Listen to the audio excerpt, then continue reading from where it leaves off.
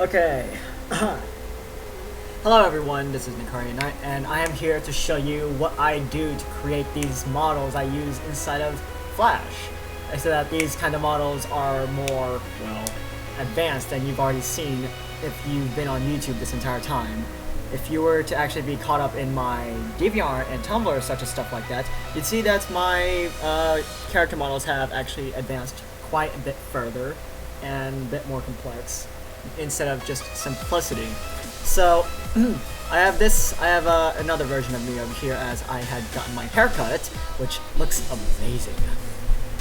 Now I've already done the hair, as it'd be wasting so much time to be doing the hair as a recording, especially since, well, my laptop is complete crap.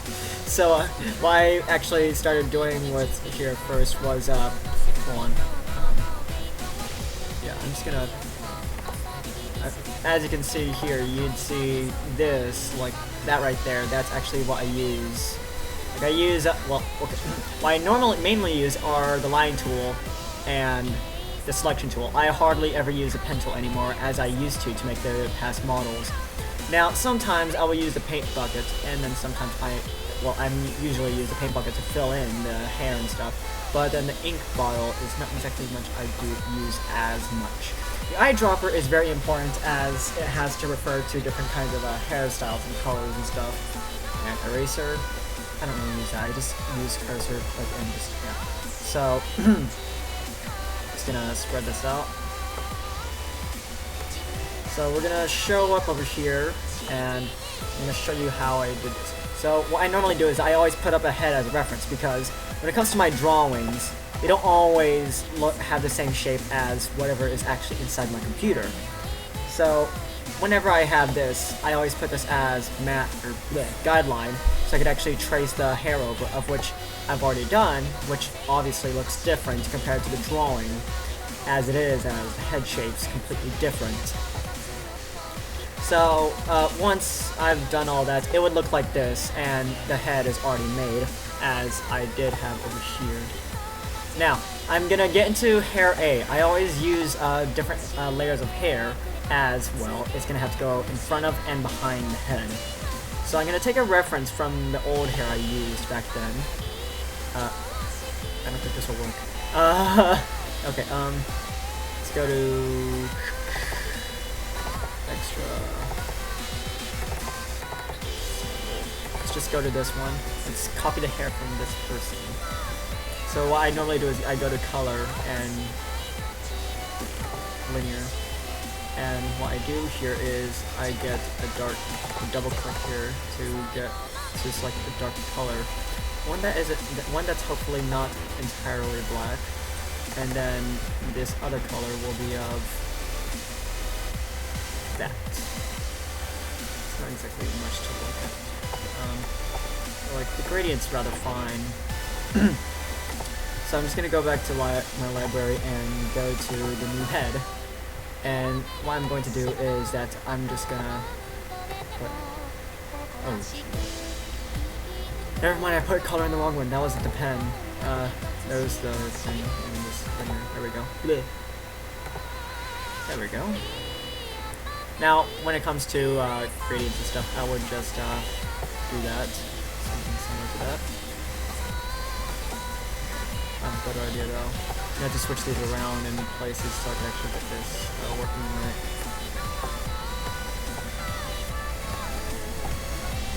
There we go. Now, once I've done that, I'm gonna do it the back hair real quick, so in that way it doesn't turn out to be so I'm gonna walk the first layer. No.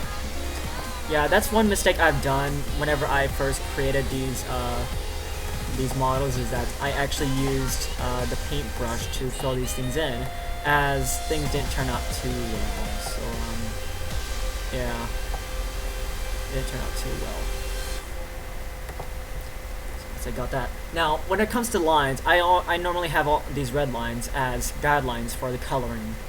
Now, I'm going to zoom in to make sure that these colors are set up right before I actually start getting into all the detail. Now for a second I'm going to pause, or Nothing. Just gotta refer. Okay, so I've returned and I've selected colors and stuff, and I've hit in the hair B for now. Now, whenever it comes to this the whole thing with the hair and using multicolor and using, well, different color lines to deal with things, I would, so I always use red to make sure that those are not the actual lines, that they're just guidelines for color. So I need to make sure that this pen here has none, so none right there. And then I'm going to use ink bottle, and then I actually changed up the whole thing about, oh wow, there's, okay, there we go, 0. There we go, much better. Just gotta make sure that, gotta get this brush to, eraser to erase lines, and make sure I don't get anything.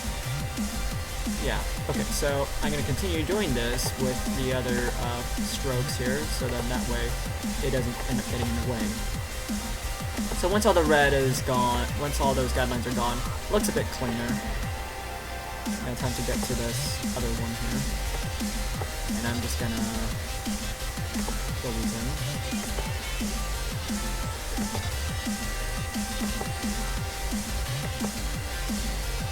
So once that's done, I can use I guess I'm gonna have to get rid of these lines one by one then. Well, only the ones that connect them. So I'll just do that to get rid of those that connect them together. And then I can do this. Now to make sure that I'm not missing out on anything, I am gonna get rid of that and the head itself. To make sure that these things aren't very E. So, do that, and then make this one black. Ah! There we go. Let's do that too. And then there we go. We got my weird looking head. Yeah, it's actually quite a disappointment compared to what I had in mind.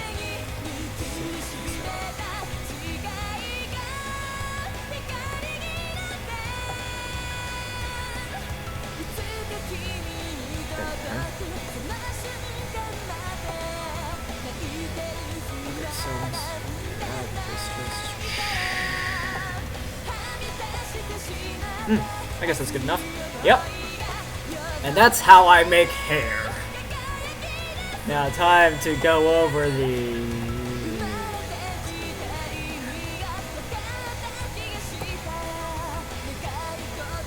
To be continued!